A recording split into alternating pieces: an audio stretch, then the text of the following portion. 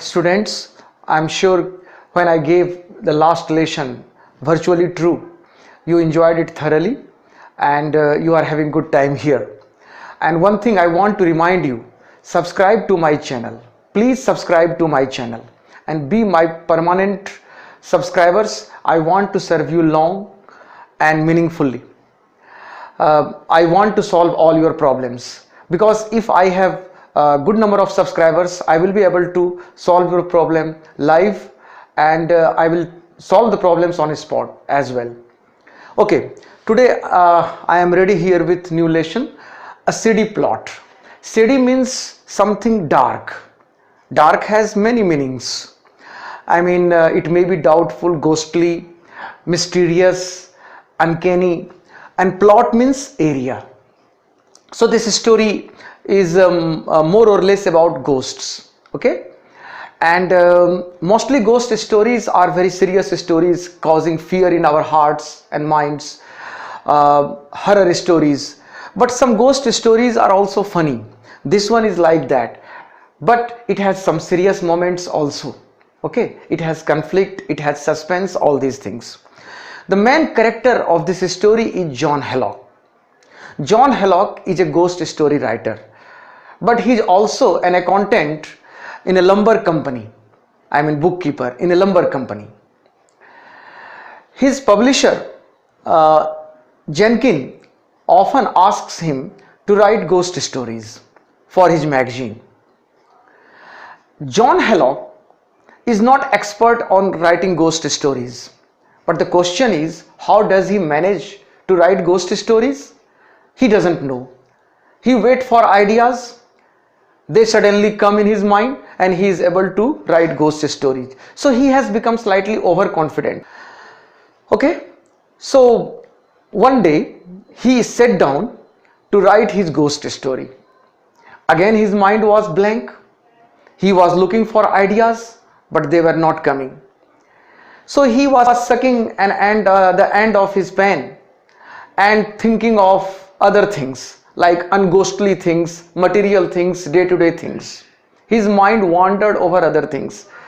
The biggest problem was that his wife always had some fads. She was always doing shopping and marketing, and she spent a lot of money on her shopping. So John had to work very hard. He was an accountant in a lumber company, and he had to write ghost stories also to supplement his income. Okay, then actually he was talking to himself, he was talking his thought. So he made this remark: writing ghost story isn't an interesting activity, is really delightful, isn't it? The answer came yes. And this yes came from one corner of his room. That area was dark. Some furniture was there, and he looked into that area. He was surprised. Who spoke yes? And he looked in that corner, and he found that a woman whose organs of her body came flying, and she assembled into a woman. She had large fishy eyes, and she was wearing bone-rimmed spectacles, and she was tall, and she had large fishy eyes, eagle nose, and she advanced towards him. She came to him, and she was looking angrily at the narrator, very angrily, and she told him that she had come from Writers Inspiration Bureau, and that plots that he had got his previous stories had come from her, because the narrator did not have any idea how to write any ghost story. So plots he had got in the past all came from her, from Writers Inspiration Bureau, and this time around he is not going to get any plot for his story. He asked her, why you people are on strike? She told him that we are on strike because you people on earth keep asking us, keep calling us from our beds. We don't have any rest because all the time you are calling us. And this time around you called me for the present story that you are going to write, and all of a sudden your mind diverted, your mind wandered off. What is all this? So we are on a strike. You are not going to get any plot from us. While all this was happening, his wife Lavinia, John Hellock's wife Lavinia, entered the room. And she asked John, it had become quite dark. It was twilight hour. It had become quite dark in the room. So John, why are you sitting in a dark room? What are you doing here? He replied to her, I was thinking. She told him, rubbish. What were you thinking in this dark room? And you were not thinking, you were talking to someone. I heard you. Yes, he was in conversation with that ghost, lady ghost. So then he tried to divert his mind, and by that time the ghost had disappeared from his room. He was happy. But he had one affliction, John Hellock. Whenever he was nervous, his face became twisted and one side of his cheek twitched. And Lavinia looked at him and she told him, you looked funny a short while ago. Anyway, then she broke this news to him, and this news was no good news for John Hellock. She told him that she had brought for him an Ouija board. It was beautiful Ouija board, and she had brought it for him. She told him, I have brought this Ouija board for you because you are a ghost story writer. You will call up any past persons who have already died, and you will be able to write ghost stories about them, like Napoleon, William the Conqueror, and all such things.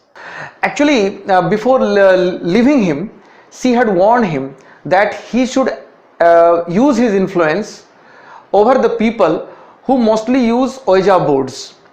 Ouija board is a device which helps people in recalling ghosts or invoking ghosts. And because people use Ouija boards, ghosts above, wherever they live, they are disturbed because they are being called. So before leaving, she had warned him to exercise your influence over the people who use Ouija boards around you. And here his wife Lavinia broke this news to him that she had brought an Ouija board for him. So Mr. John Hellock was under tremendous pressure. He was disturbed. What is going to happen? She has already warned me that she is not going to give me any plot if Ouija board is used, and right under his nose there was an Ouija board. So he was disturbed, nervous, what to say. But he kept asking Lavinia to return the Ouija board because he did not want to annoy the Writers' Inspiration Bureau, because he wanted plots for his stories, ghost stories. He knew that if they were annoyed, they would not help him. But whenever he tried to convince his wife to return that Ouija board, she became annoyed. So he wanted to shelve the matter for the time being. Next day was Saturday. He went to his office. Actually, as you know, he worked for a lumber company as an accountant. When he returned in the evening, his house was brightly lit, and he felt that some activities were going on. Kind of party was going to happen or something like that. When he entered, his maid servant Gladolia informed him that there was going to be an Ouija board party at his place. Ouija board party happening under my roof, and if that ghost Helen came, then what would happen? He was nervous. What should he do? But Gladolia warned him, dress up and go into the parlor. He entered there wearing his second best suit and wearing his smile also. He knew what was happening. His heart was sinking. He was not feeling well. And his wife came. She had dressed herself nicely. She looked pink, she beautiful. And she told him, John, I want a help from you. John said, what help? there is Miss Hickle who is without partner, because her partner informed me that she would not come to the party, she would not be able to come to the party, so you have to be her partner.